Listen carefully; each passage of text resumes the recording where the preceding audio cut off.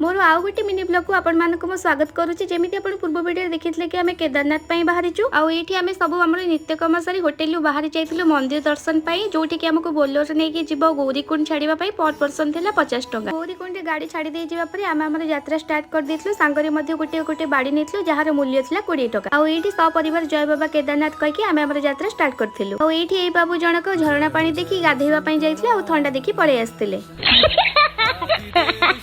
किछि समय रहिया परि पुणी आमे चलिबा आरंभ कर देइथिलु। आउ दीर्घ 7-8 घंटार परिश्रम पर फाइनाली आमे मंदिर पाखरे मध्ये पहुंची जाइथिलु, जार वीडियो मु आपनको देखौचे। एते सुंदर जगह देखि हमहु बहुत खुशी लागितिला। ओई जगह रे पहुंचला परे मते लागुतिला सते जेमिति आमे स्वर्ग रे आसी पहुंची जाइछु, तो बहुत खुशी लागिला। आ मंदिर पहुंचला बेलको संध्या मध्ये होई जाइतिला। आ मंदिर पाखरे पहुंच संध्या होई जाइतिला। आमे गोटे रूम नै जाइथिलु जोटी रहितिलु। संध्या रे पहुंचिया परे आमे संध्या दर्शन मध्ये कर देइथिलु। आ जदि मो वीडियोटी आपनको भल लागुची सब्सक्राइब मध्ये गोटे कर दियंतु। रहूची जय जगन्नाथ।